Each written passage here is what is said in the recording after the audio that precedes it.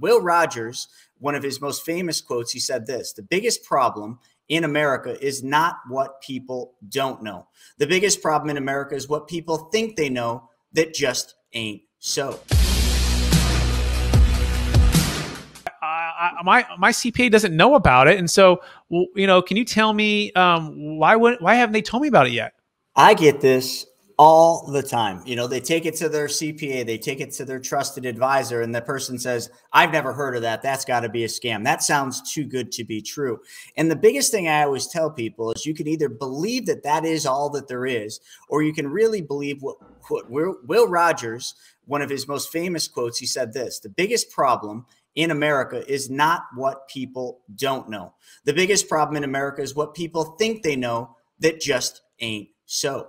There are so many things that the wealthy know, that the elite, whatever you want to call them, know that you can use. But for some reason, that knowledge isn't mainstream. And that knowledge isn't something that all CPAs and all trusted advisors know about. And unfortunately, in those professions, because I used to be an advisor, a financial advisor for over 16 years, and we thought we knew everything. We were that we think we know what we don't know. And because of that, because of our profession, our licenses, we were unwilling to change our mindset and open our mind to new possibilities when those new possibilities have existed for hundreds of years in the case of the infinite banking concept and privatized banking. But sometimes your advisor just doesn't know, and therefore what they don't know hurts you, makes you pay more in taxes. Like that one case study, that guy said, I was just going to pay the taxes. Really? Is that really what we've come to the point where that's acceptable? I'm just going to pay the taxes because you're unwilling to go out and find the solution. Well, the client that we're doing this training for wasn't willing to accept that that's all there was, contrary to what other people told him. So here it is. Now he gets to see the truth about how he can solve his money problem. And that money problem is simple. He doesn't want to pay taxes. He doesn't want to pay taxes. Yeah.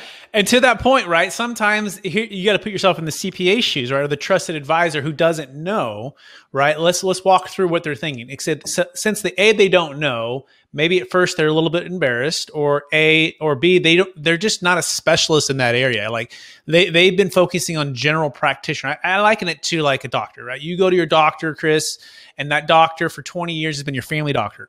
But then all of a sudden you're playing basketball and you're going up for that, that slam dunk, and you blow your ACL out, right?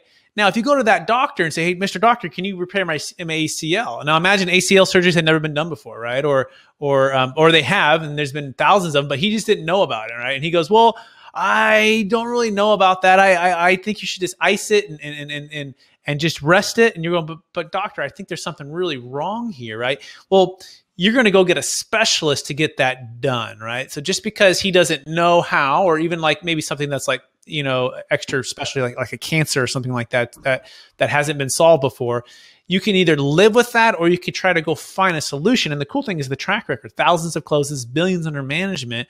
And also what I'm going to share with you right now, the best way to understand this is looking at people who've actually done this before, right?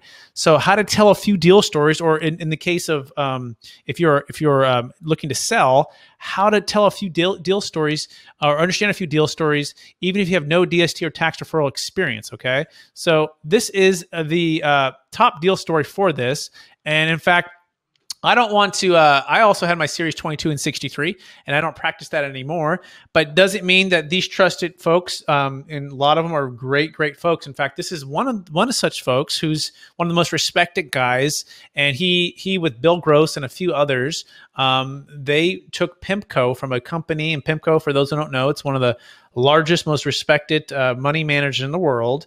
And they took it from about 90 billion to about 1.2 trillion. And that's about a smart man right there. I'll tell you that. For anyone that doesn't know this man coming from the inside, that is one smart human being right there. Yeah, his name is David Young, for those who are listening to this on the podcast, okay? And he's the chief financial, I think it's officer at Anfield Capital now, and he used to be the former executive at PIMCO, and vice president at PIMCO, and chief investment officer, and now he is the leader of one part of our strategic alliances with the Deferred Sales Trust to provide what's called new asset allocation advisory team. So they kind of oversee, and it's just an option. an option for folks. Okay. It doesn't have to be, but just an option for folks to oversee the entire portfolio and allocations. And we like to build a dream team.